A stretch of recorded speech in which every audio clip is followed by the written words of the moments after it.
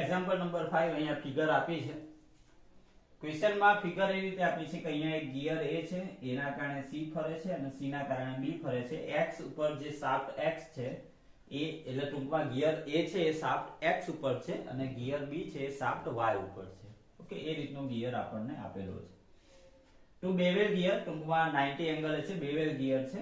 A and B having teeth એટલે કે A ના teeth આપેલા છે જે આપણને આપેલા છે 40 અને B ના teeth આપેલા છે આપણને 30.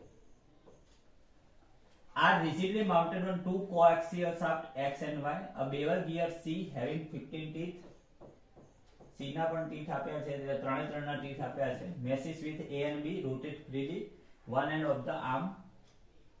At the other end of the arm is welded a sleeve and the sleeve is riding freely loose on the axis of the shaft X and Y. એક છેડો આર્મ છે અને બીજો છેડો સ્લીવ માં આર્મ ભરી શકે છે. Sketch the arrangement.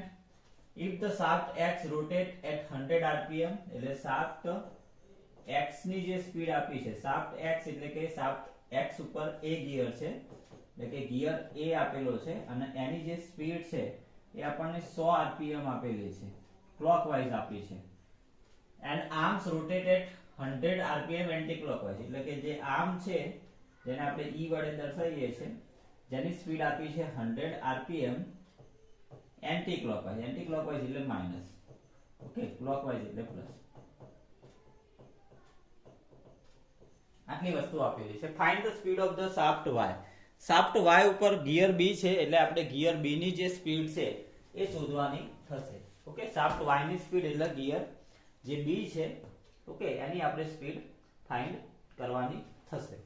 ઓકે, ચાલો તો હવે આપણે અહીંયાથી સ્ટાર્ટ કરીએ. બધી જ વસ્તુ આપી છે, ડાયરેક્ટ ટેબલ બનાવવાનું થશે. અહીંયા સૌથી પહેલા આપણે સ્ટેપ લખી દઈશું. અહીંયા આપણે જનરલી ઓપરેશન લખતા હોઈએ છીએ. અહીંયા આવશે ઓપરેશન, અહીંયા આવશે એલિમેન્ટ રિવોલ્યુશન,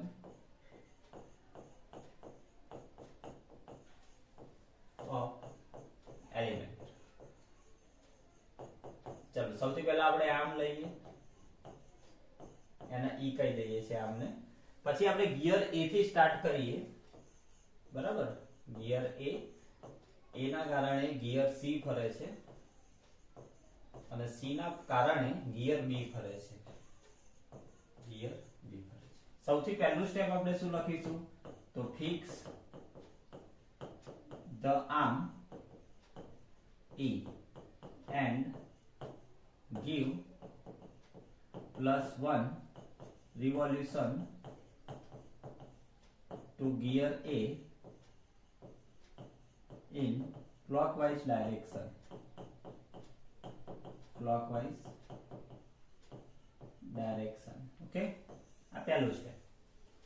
બીજું સ્ટેપ આપણે શું લખીએ છીએ +x રિવોલ્યુશન આપીશું દરેકે દરેક એલિમેન્ટને. ઓકે, પછી ત્રીજું સ્ટેપ આપણે શું લખીએ છીએ generally add y revolution every element, દરેક એલિમેન્ટમાં y રિવોલ્યુશન આપણે એડ કરવાનું થશે. અને છેલ્લા આપણે લઈએ છીએ ટોટલ મોશન. છેલ્લે લઈએ છીએ આપણે ટોટલ મોશન. ઓકે, ચલો ફિક્સ આર્મ એટલે 0, ગિયર 1 એને આપણે +1 રિવોલ્યુશન આપ્યો હોય, એના કારણે C ફરે છે તો આપણે લખવું હોય તો આ રીતે લખાય. એના કારણે C ફરે છે તો NC/NA બરાબર TA/TC અને બંને એક્સટર્નલ મેશિંગ છે એટલે માઈનસ આવશે. તો NC બરાબર લખવું હોય તો -TA/TC ઇન્ટુ NA. NA +1 લીધું છે તો આન્સર શું આવશે -TA/TC. ઓકે, તો NC નો આન્સર આવે છે -TA/TC.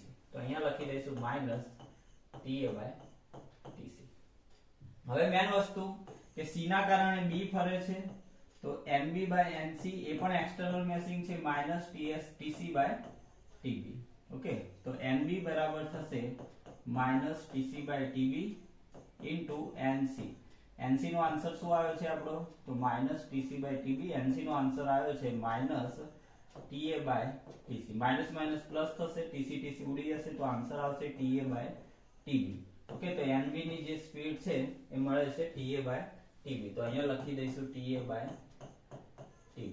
હવે x 0 ને x ગુણીએ તો 0 થાય, આમાં x થશે, અહીંયા આવશે -x TA/TC, અહીંયા આવશે +x TA/TB.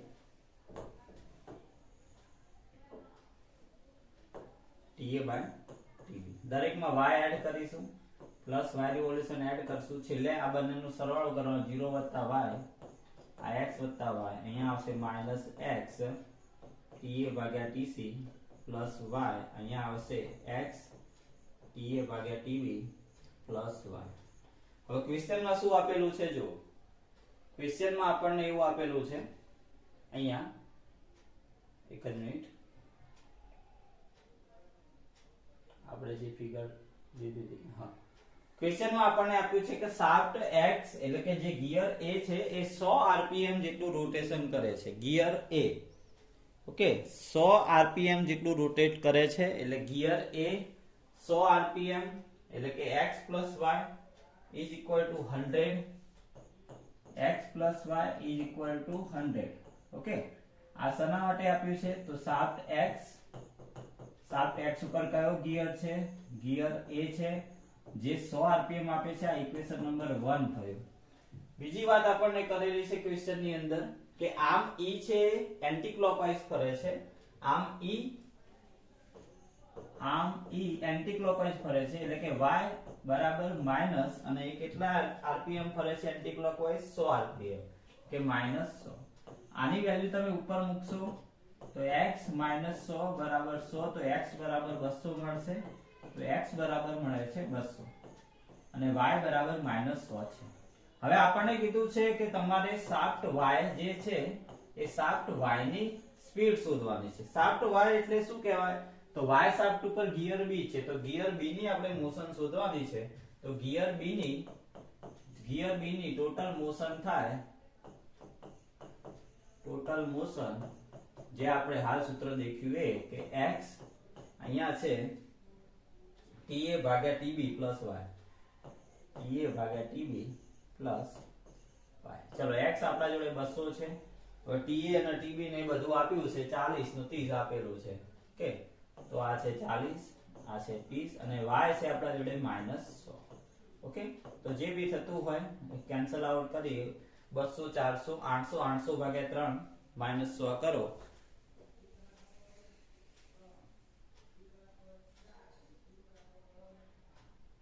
ને 166.66 પ્લસમાં આન્સર આવે છે. RPM ગિયર B ની હશે, અથવા શાફ્ટ જે y છે શાફ્ટ એ જેના ઉપર ગિયર B આપેલો છે, શાફ્ટ y ઉપર ગિયર B આપ્યો છે, એટલે B ની સ્પીડ આટલી હશે. જો મને એવું કીધું હોય કે C ની સ્પીડ શોધો, તો -x TA/TC + y માં આપણે વેલ્યુ મૂકત. ઓકે, તો આટલી વસ્તુ ધ્યાનમાં રાખવાની છે. તો આ એક્ઝામ્પલ પૂછાયેલો છે. ઓકે, ફિગર નીચે આપણે દોરેલી છે. તો આ